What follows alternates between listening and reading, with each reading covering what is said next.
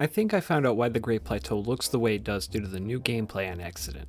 You see, I was working on a separate video about how the Sheikah, Zonai, Great Deku Tree, and Hylia are all connected to both the disappearance of the Deku Tree and how it got lifted into the sky for Tears of the Kingdom in the new footage.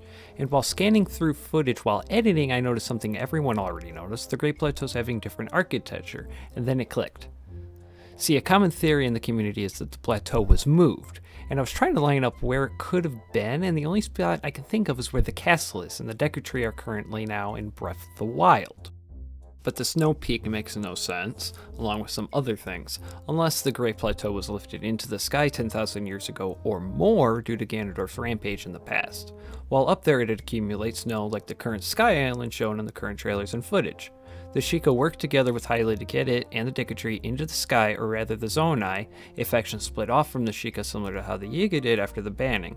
The Sheikah tech is based on the Zonai tech, just older. They have similar patterns and functions even, just more primitive looking. Anyway, back to the plateau. They made use of the same tech that's seen in Tears of the Kingdom to lift it up into the sky, and there was a hole where the castle was seen in the Breath of the Wild. They built the new castle where the plateau once stood. It could also explain why the forest and Deku Tree are moved in a different area like in every game, not to only keep up tradition, but also to explain it lore-wise. It also explains why the castle resembles its Twilight Princess / Wind Waker-esque appearance.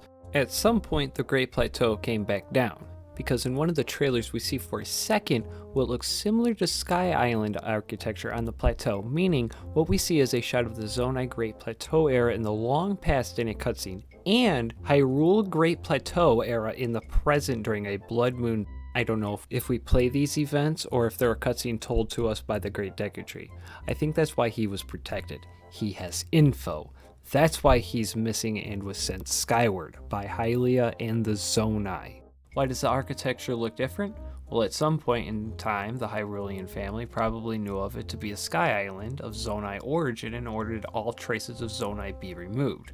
The Deku Tree simply has a supernatural forest, fog, and overgrown foliage to obscure most, if not all, of its Zonai connections, except for a few trees that seem to be colored gold. I'm using a free camera, but a few at the entryway are visible. Are these the same trees that are on the Sky Islands? I always thought Hyrule Castle and the landmass and lake where it is looked kinda odd, like it wasn't always there, and when it got lifted into the air like it does in the first trailer for Tears of the Kingdom only got me more suspicious of this fact. Not to mention in the Creating a Champion book and in-game we see Sheikah tech underneath it, and that the Sheikah built it as a control hub for the Sheikah Towers and Shrines. So how did they get into the air and become Sky Islands? Where is the Deku Tree? And what is powering that tech? Well, life energy and golden trees, but you'll have to like and subscribe to stay tuned for that video because I'm still working on that. And a few emulator how-tos and a few other videos.